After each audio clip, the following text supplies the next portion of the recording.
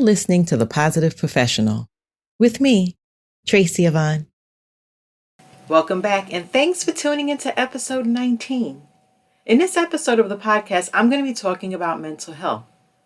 So you must have noticed that the space of mental health and societal discourse has widened in recent times. And this is because of the increasing realization of just how important it is that everyone maintains top-notch mental well-being. In addition, because May is Mental Health Awareness Month, this topic is spot on. So let's get into it. And the first thing I want to say to you is that there's really no health without mental health. And this is because health in its totality is a summation of well-being of the physical, mental, and social aspects of your life. And many people are finding ways to stay healthier mentally because of how impactful poor mental health can be. So at this point, I'll make a distinction between mental health and mental illness. And I first have to tell you that although they share certain points of connection, they are widely different. Mental illness is a range of conditions that are usually diagnosed by trained mental health professionals using specified criteria. Mental illness can become quite serious, and sometimes you will need to be in therapy or prescribed medication and other forms of treatment to get better. And it is possible to be diagnosed with a mental illness and keep it well under control. But to put it in better context, I'll give you some examples of mental illness. And this can be depression, anxiety, and substance use disorders. Also part of these is schizophrenia and bipolar disorders. The thing with mental illness is that it affects the way you think, behave, or feel. Mental illness also distinctly affects your mood. On the other hand, mental health encompasses your thoughts, feelings, and emotions. It's a measure of your ability to withstand the pressure of life and solve problems you are confronted with. It also has to it with your understanding of the world. Additionally, one of the most vital markers of mental health is your ability to maintain healthy relationships with other people. And if any of these go out of balance, your mental health may be threatened. Although the two conditions are different, they have a common point.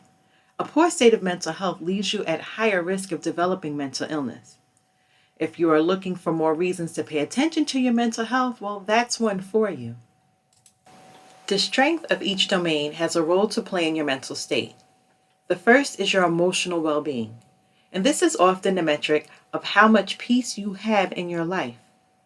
Are you satisfied with the path of your life?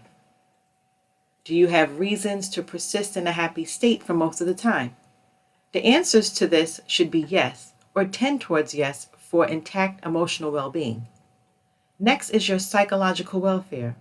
For this, you need to look inwards and know if you're accepting of who you are.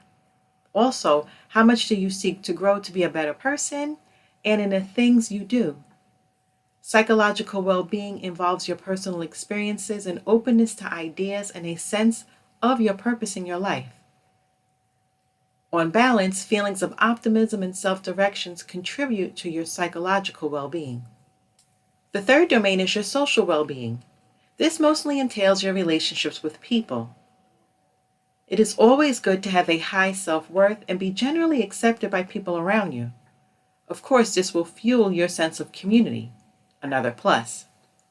In your interactions with people, it is helpful to also believe in their potentials and the prospects of the larger society. By finding your place in a community and contributing maximally, your social well-being is greatly improved. Have you ever wondered if you're in a positive state of mental health? Well, there are certain markers that you can detect if all is well with you. And many of these markers are about the way you feel. Like, how do you feel about life? Do you feel good about life and your life particularly? Do you wake up in the mornings with excitement about what the day could bring? Naturally, you cannot separate your mental health from the things that you engage in. So you may be strengthened by your job or the prospects of meeting up with friends and loved ones. And speaking of friends, another sign that you're in a good state of mental health is that you can develop and maintain appropriate social connections. If you find yourself in constant conflict with friends or coworkers, it may be because you are not your best self. This in turn may have been affected in how you perceive people's intentions towards you, and you may be less tolerant of them and even less trusting. This is a sign that something needs to be done. And another feature of good mental health is the ability to handle issues that arise efficiently. This doesn't mean that all the answers must come from you, but your ability to think through a problem and offer solutions to identify other resources can help you to deploy to solve problems is indicative that you are mentally strong. And the last indicator of positive mental state that I'm going to mention here is the ability to make good decisions. And I know this seems like a culmination of all the other signs I mentioned before. And in a way it is. You make decisions daily about your life, the people you are around, and the issues you face.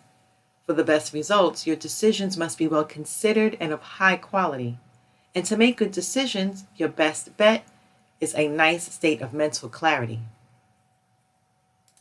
I'm now going to mention some associated qualities of a mentally healthy person. And the first up is resilience. Resilience is often a measure of how well you can cope with stress. It also describes your reactions you are faced with in challenges. And do you buckle under pressure or do you rise to the challenge? It's something to think about.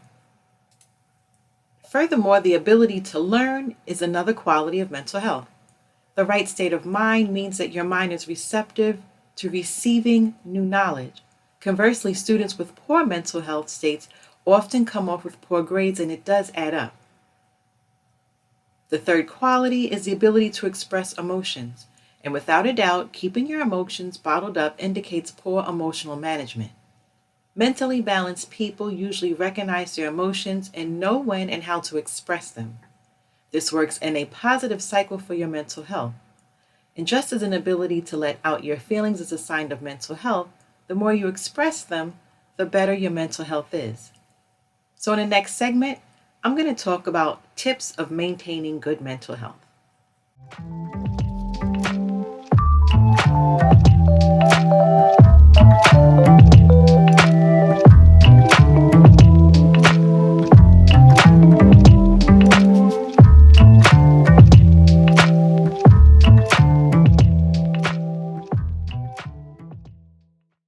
Now let's talk about maintaining good mental health.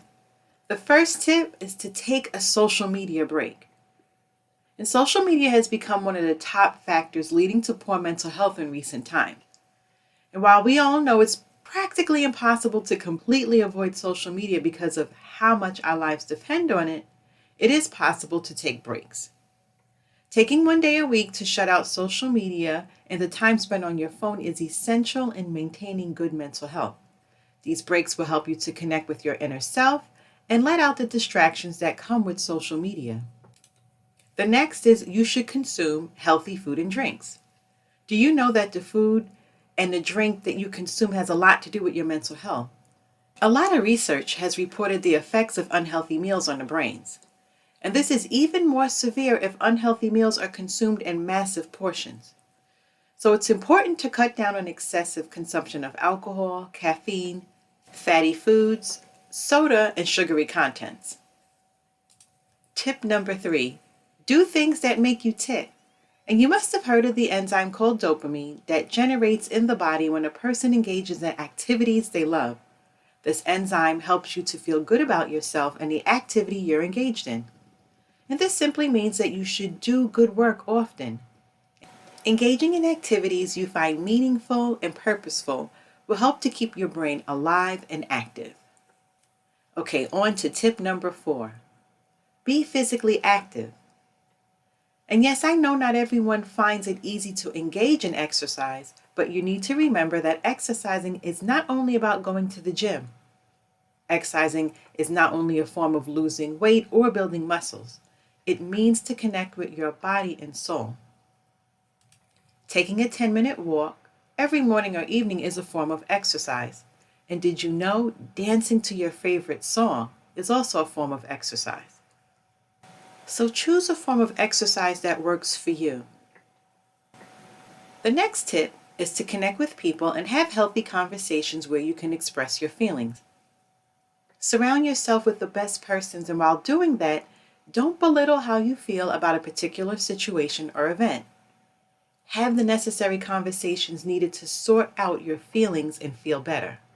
And for some people, that may mean going to a therapist.